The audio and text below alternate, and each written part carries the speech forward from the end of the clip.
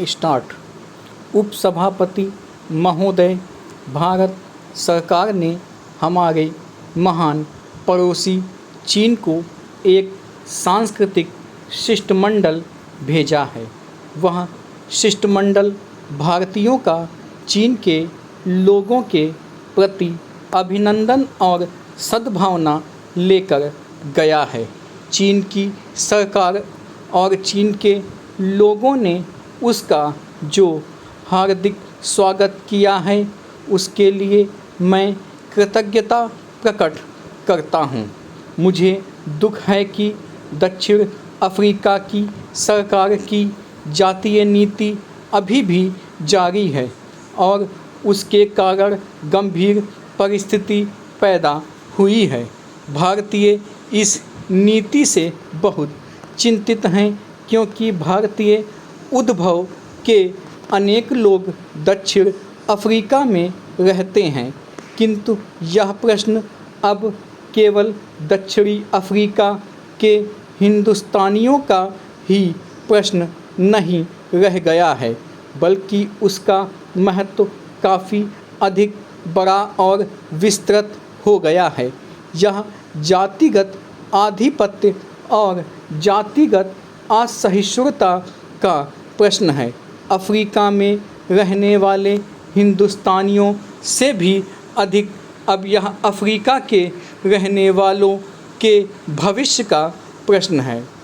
इस प्रश्न और ऐसे ही अन्य प्रश्नों के निपटारे में विलंब करना समस्त मानव जाति के लिए अच्छा नहीं है। मुझे इस बात से प्रसन्नता है कि अफ्रीका में वहाँ के आदिवासियों और वहाँ रहने वाले हिंदुस्तानियों के बीच मैत्री भाव बढ़ रहा है। हमारी इच्छा अफ्रीका के लोगों की उन्नति में लेश मात्र हस्तक्षेप करने की नहीं है, बल्कि जहाँ तक हो सके हम उनकी सहायता करना चाहते हैं।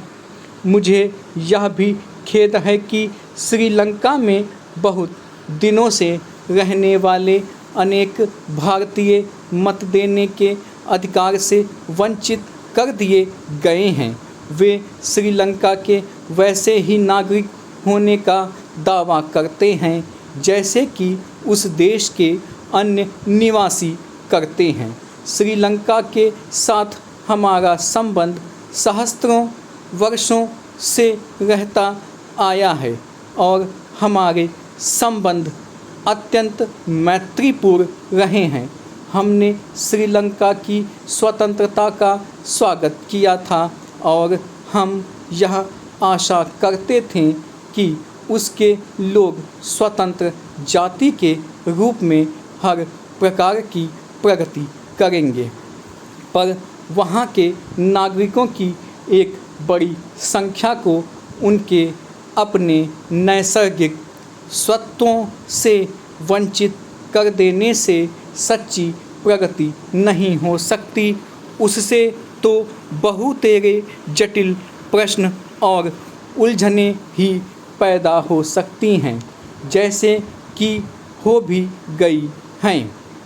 पिछले अनेक वर्षों से हमारे यहाँ खाद्य पदार्थों की कमी रही है और अन्न बड़ी मात्रा में बाहर से लाना पड़ा है। इस काम में संयुक्त राज्य अमेरिका से हमें बड़ी सहायता मिली है और उस महान देश ने जो उदारतापूर्ण सहायता की है उसके लिए हम कृतज्ञ हैं। हाल के इतिहास में आज पहल चावल को छोड़कर और सब अन्नों का हमारे पास बड़ा भंडार है और हम एक बड़ा भंडार बना रहे हैं, जिससे आवश्यकता पड़ने पर हमें सहायता प्राप्त हो सकेगी। इस बात का तो हमें स्वागत करना चाहिए, किंतु देश के बड़े भागों में वर्षा न होने से यहाँ के लोगों के लिए कठिन समस्या पैदा हो गई है। लगातार 5 सालों तक रायलसीमा में अनावृष्टि का कष्ट सहना पड़ा है और वहाँ आज पानी की आवश्यकता है।